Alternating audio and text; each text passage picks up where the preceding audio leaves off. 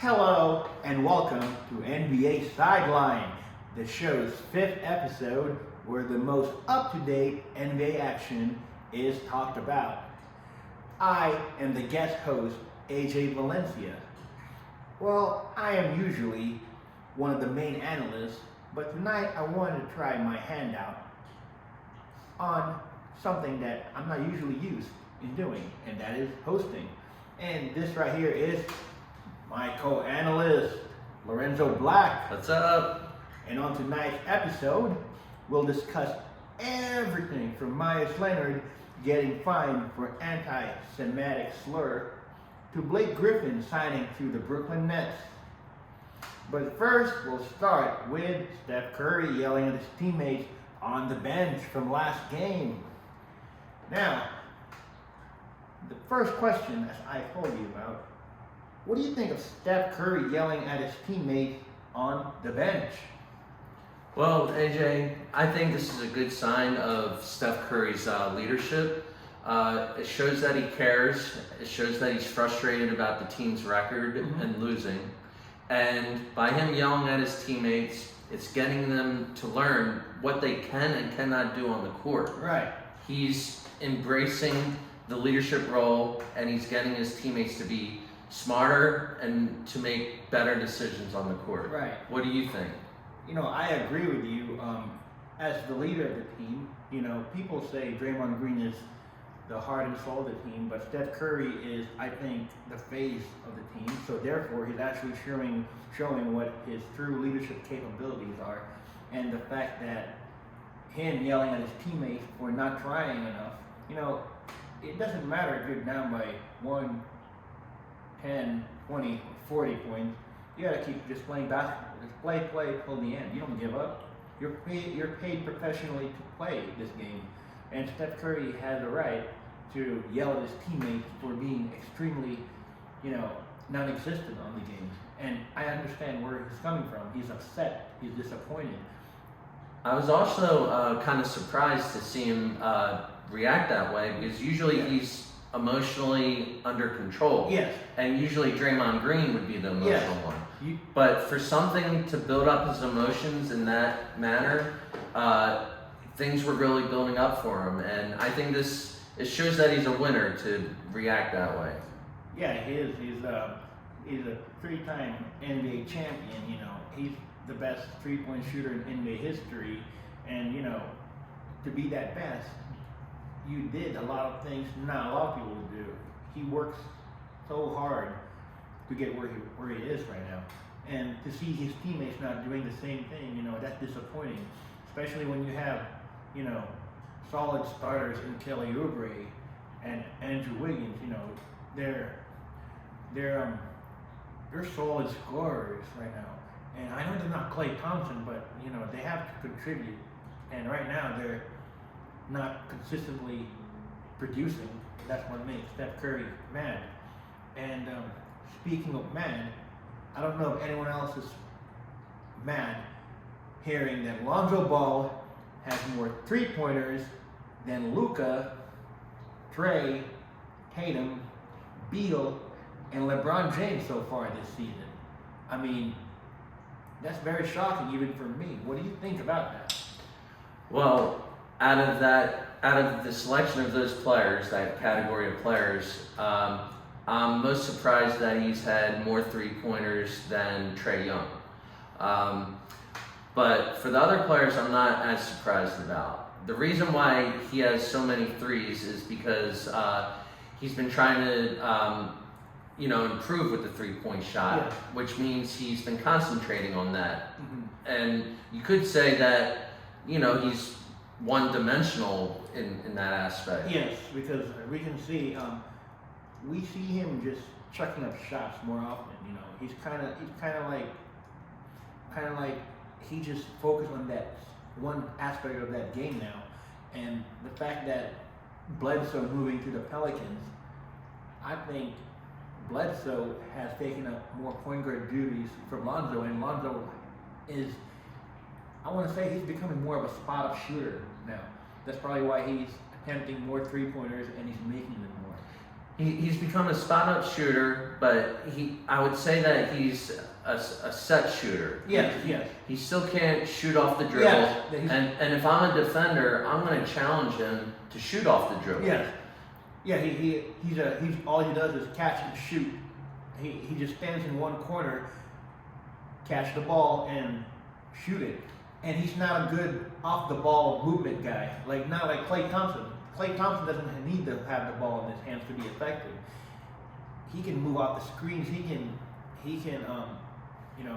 go from one end off the 3-point line to the other end. As long as the ball just seems to just want to just go to his preferred spots and just stand there and wait to be open.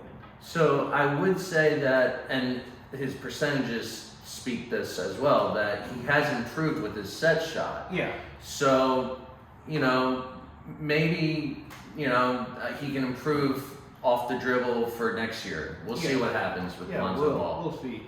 We'll see what's going to happen for next year. And speaking of next year, what do you think of when people say they want to change the NBA logo from Jerry West to Kobe? You think it will happen as soon as next year? You think it will ever happen anytime soon? I think it's going to happen. You have a lot of players speaking up about it, especially Kyrie Irving. And I think Adam Silver was a huge fan of Kobe Bryant. And I think Jerry West would even be willing to pass it over to Kobe because of his legacy. Yes, I agree. Yes, Kobe's legacy, he helped spread basketball around the world, but some people are saying that he only gets that amount of respect and attention because he passed away. Now, if you want to change the NBA logo, you have to change it up to someone who made a most impact in the NBA. And people are saying if you're going to change it to Kobe, then you might as well change it to MJ, because MJ is basically a better version of Kobe Bryant. So that's where some people are not agreeing with changing the logo from Jerry West to Kobe. They want to change it to MJ instead. I bet you Kobe Bryant would even want it to be MJ's logo. Yes. Because, that's who he modeled his game modeled after. his game off him. And MJ basically made NBA global. Before him, you don't hear anyone outside the U.S. talking about Kareem Abdul-Jabbar or Bill Russell. Or even Jerry West. Jerry West, the logo himself. And you know what? I also heard that Jerry West doesn't even like being that logo. Yeah, he didn't like that attention. They just made it. So we'll see in the near future if they ever change it up. And now I want to talk about, speaking of changing up, I want to talk about how the Nets, they changed their position in the league from one of the worst from a couple seasons to now one of the best in the East. They're now number 2 in the East. And how, my question is, do you think they have a case for making the finals this season? Yeah, I absolutely do. They have all the key ingredients. They have some really good bigs, enough bigs for the team in case one of the bigs get in foul trouble. You have DeAndre Jordan. Yeah, DeAndre Jordan. And speaking of the other big, this is my other question within this other question. So, what do you think of Blake Griffin signing with the Nets? Does it improve their chance of making the finals? Just like I asked you, do they have a better case of making the finals? They absolutely do. Blake Griffin is going to add so much more energy. He's a hustler when he's really trying, and it absolutely does help their chances. Yeah, he improved his shooting. Mm-hmm. Since he's not that athletic anymore like he once was. He hasn't dunked in a year and a half now. So now he has to rely on one weapon, and that is shooting.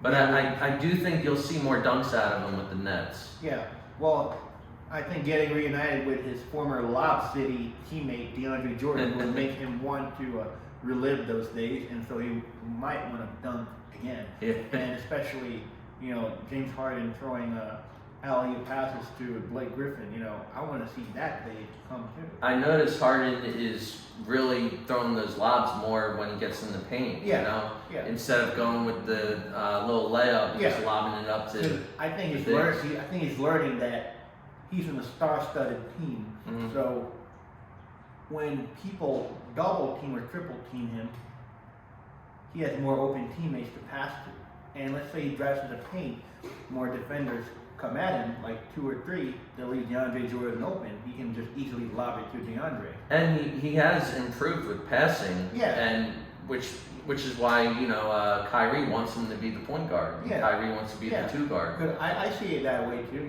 James Harden is a better passer than Kyrie and a willing passer. Mhm. He can score if he wants to, but he can also pass better. Kyrie is a better, he's a better offensive-minded guard, but James Harden can just do it all in terms of offense. Like he can pass, he can shoot, draw fouls more effectively. And one thing about James Harden, and I think he prides himself on this, he does view himself to be unselfish. Yeah. So he's willing to sacrifice and make more passes. Yeah. And that's been shown with his game with the Nets. And the fact that James Harden also, when you watch his games, he shows like he's very effortless when he succeeds in doing things on the offense. You know, his crossover, his shots, drawing fouls. He doesn't seem like he's struggling with it. He seems like he's very comfortable with it. So what do you think about his defense? Because he's been getting criticism about his defense. He's been one of the worst defenders in the league for the past 5 or 6 years now. You know, you see clips all over the internet. It's disappointing. You know, he doesn't even try once the guy he guarded gets past him. He doesn't even try. You know, he just watch as that guy like throws it down, and you know, he's not. The only reason he's getting a lot of steals is because he gets to steal off the passes. You know, like intercepting the passes. Right. But he's not a very good on the ball defender. He gets in the passing lane. Yeah, like Steph Curry. Yeah. They're not. Both of them are not very good on the ball defenders. They're not like Marcus Smart, you know, or I guess like Kawhi Leonard or Paul George. You know, they're really, really exceptionally well defenders. So I think I agree with you. The Nets do have a lot of weapons and main ingredients to make it to the finals this season after what we've seen. And speaking of what we've seen, speaking of that, they've won the last 11 games. Sorry. They've won the last 11 of their 12 games. How spectacular is that? You know, that It's very impressive. you know they're picking it up at the second half of the season after they've had a lot of injuries. COVID protocol stuff. They're coming together at the right time. Yeah. And they're making the right moves as an organization. Yeah.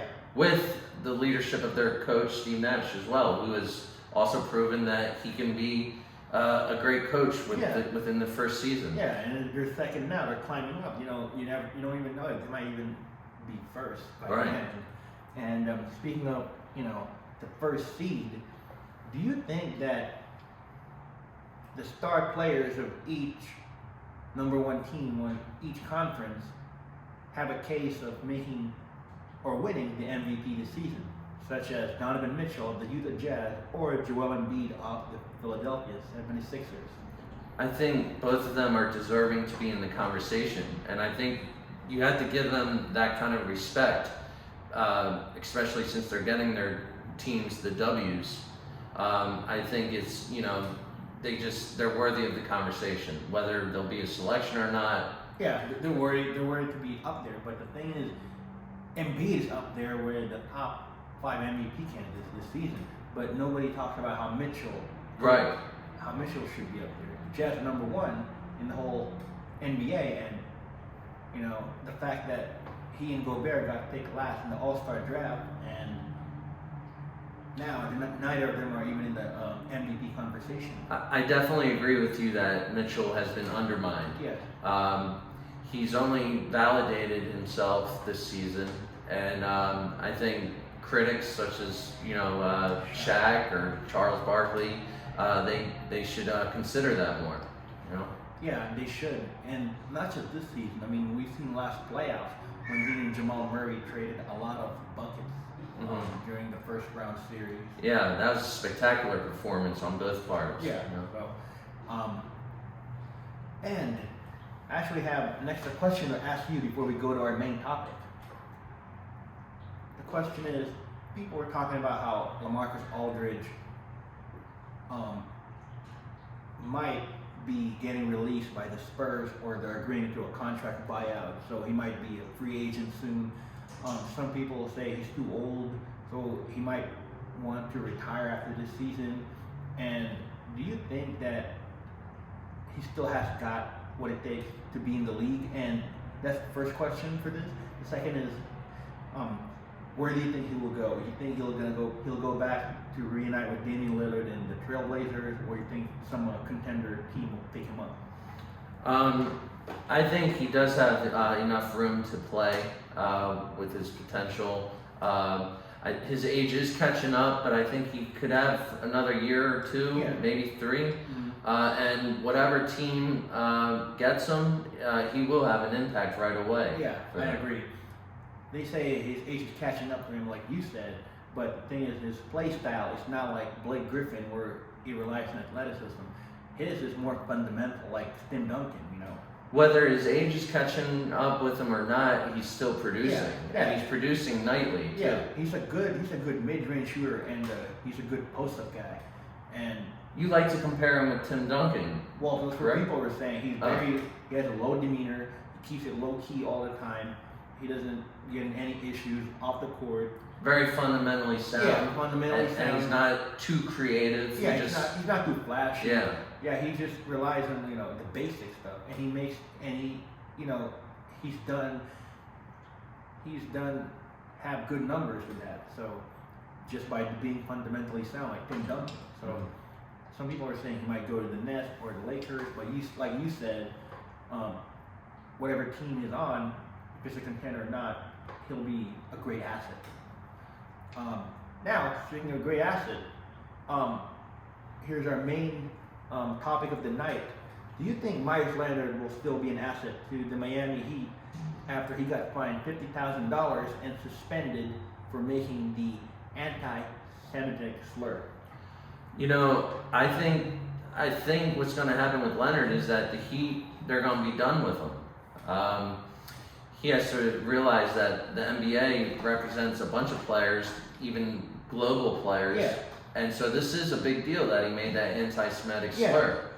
During a online video game session, and the fact that some of these players know who he is, and they may look up to him, or they know who he is, and the fact that he did this online live, and people will know about it, and he should have known better that they would report him. The whole situation shows a lack of professionalism on his part. Yes, and he also had endorsements from the gaming community.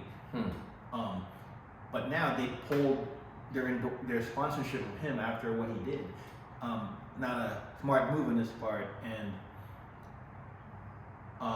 there was a quote. Oh no, there was a statement by his teammate Udonis Haslem saying that he has not heard Meyers Leonard say anything, you know, against other race or other religions around him or around the team. So this came as a surprise to him. And even though it came as a surprise to him, there is no room for that kind of behavior in the NBA, like you said. It's basically ignorance, because I bet you he might not even know what the word means. Yeah, exactly. And so, but for a professional to lack that kind of ignorance, there needs to be consequences. And the NBA, they're making, they're taking the right action. Yeah, I mean, he said something about like "fuck you," and then the K word, the offensive K word, and then he said "bitch" after. Yeah. I mean, I understand there's a lot of trash talking when you play games online, or because you don't see them face to face.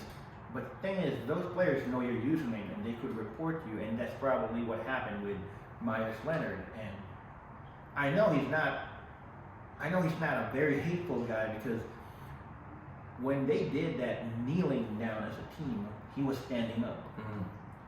That was last season, and his reason for standing up was not because he's for racism. It's because he wanted to respect his brother who was in the military, serving in the military. So he chose to stand up for the anthem, and his teammates, respected him for it. They even held his hands. They held hands together because he respected the Black Lives Matter movement that was happening, and at the same time he respected the military people serving.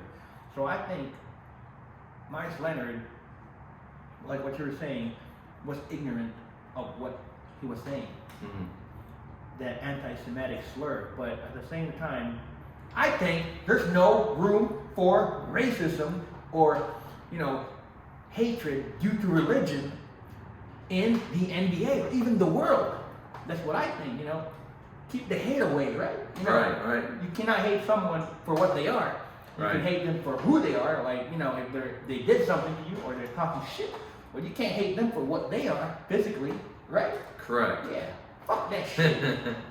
All right, and that's all what we have for tonight, and so that's this week's episode of the NBA Sideline, brought to you by our sponsor, Marie Buckley, Nevada's top real estate agent.